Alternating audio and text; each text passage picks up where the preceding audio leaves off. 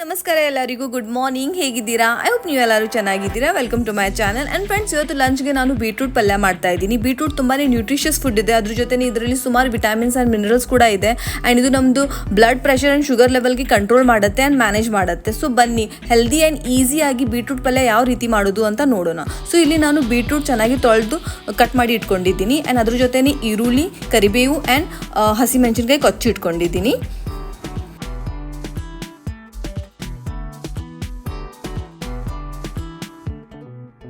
So friends, ಇಲ್ಲಿ ಪ್ಯಾನಲ್ಲಿ ನಾನು 2 table spoon ಅಷ್ಟು ಕೊಕೊನಟ್ ಆಯಿಲ್ ಹಾಕಿದ್ದೀನಿ. ಎಣ್ಣೆ ಚೆನ್ನಾಗಿ ಬಿಸಿ ಆದಮೇಲೆ ಈಗ ನಾನು ಇದರಲ್ಲಿ ಸಾಸಿವೆ, ಕರಿಬೇವು ಆ್ಯಂಡ್ ಹಸಿಮೆಣಸಿನಕಾಯಿ ಹಾಕ್ತಾ ಇದ್ದೀನಿ. ಇದನ್ನು ಚೆನ್ನಾಗಿ ಫ್ರೈ ಮಾಡ್ಕೋಬೇಕು. ಆಮೇಲೆ ಇದರಲ್ಲಿ ನಾನು ಈರುಳ್ಳಿ ಹಾಕ್ತಾ ಇದ್ದೀನಿ. ಈರುಳ್ಳಿ ಚೆನ್ನಾಗಿ ಫ್ರೈ ಮಾಡ್ಕೋಬೇಕು. ಸಾಫ್ಟ್ ಆಗೋವರೆಗೂ ಇದನ್ನು ಚೆನ್ನಾಗಿ ನೀವು ಎಣ್ಣೆಯಲ್ಲಿ ಫ್ರೈ ಮಾಡ್ಕೋಬೇಕು.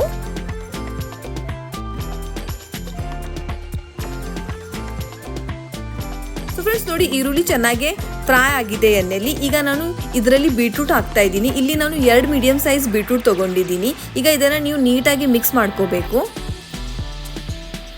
ಆಮೇಲೆ ಫ್ರೆಂಡ್ಸ್, ಇಲ್ಲಿ ನಾನು 1 ಟೇಬಲ್ ಸ್ಪೂನ್ ಅಷ್ಟು ಉಪ್ಪು ಹಾಕಿದ್ದೀನಿ. ಅಂಡ್ ಸ್ವಲ್ಪ ನಾನು ಇದರಲ್ಲಿ ಹಿಂಗೆ ಹಾಕಿದ್ದೀನಿ. ಈಗ ಇದನ್ನು ಮತ್ತೆ ನೀವು ಮಿಕ್ಸ್ ಮಾಡ್ಕೋಬೇಕು ಚೆನ್ನಾಗಿ. ಈಗ ಫ್ರೆಂಡ್ಸ್, ಚೆನ್ನಾಗಿ ನೀಟಾಗಿ ಮಿಕ್ಸ್ ಆಗಿದೆ. ಈಗ ನಾನು ಲಿಡ್ ಕ್ಲೋಸ್ ಮಾಡಿ ಇದನ್ನು 5 ನಿಮಿಷ ಆನ್ ಮೀಡಿಯಂ ಫ್ಲೇಮ್ ಇಡ್ತಾ ಇದ್ದೀನಿ, ಸೊ ದಟ್ ಇದು ಚೆನ್ನಾಗಿ ಬೇಯುತ್ತೆ. ಆ್ಯಂಡ್ ಅದ್ರ ಜೊತೆನೇ ಇಲ್ಲಿ ನಾನು ಕಾಯಿ ತುರಿ ತೊಗೊಂಡಿದ್ದೀನಿ. ಆ್ಯಂಡ್ ಸ್ವಲ್ಪ ಕೊತ್ತಂಬರಿ ಸೊಪ್ಪು ಕೊಚ್ಚಿಟ್ಕೊಂಡಿದ್ದೀನಿ. ಈಗ ಆಲ್ಮೋಸ್ಟ್ 5 ಮಿನಿಟ್ಸ್ ಆಗಿದೆ. ಈಗ ಲಿಡ್ ಓಪನ್ ಮಾಡ್ತಾ ಇದ್ದೀನಿ. ಆ್ಯಂಡ್ ಫ್ರೆಂಡ್ಸ್, ನೀವು ನೋಡ್ಬೋದು ಎಷ್ಟು ಚೆನ್ನಾಗಿ ಕಲರ್ ಬಂದಿದೆ, ಚೆನ್ನಾಗಿ ಸಾಫ್ಟ್ ಟೆಕ್ಸ್ಚರ್ ಬಂದಿದೆ, ಚೆನ್ನಾಗಿ ಬೆಂದಿದೆ. ಇದು ನೀವು ನೋಡ್ಬೋದು, ಇದು ನೋಡಿ ಎಷ್ಟು ಚೆನ್ನಾಗಿ ಬೆಂದಿದೆ.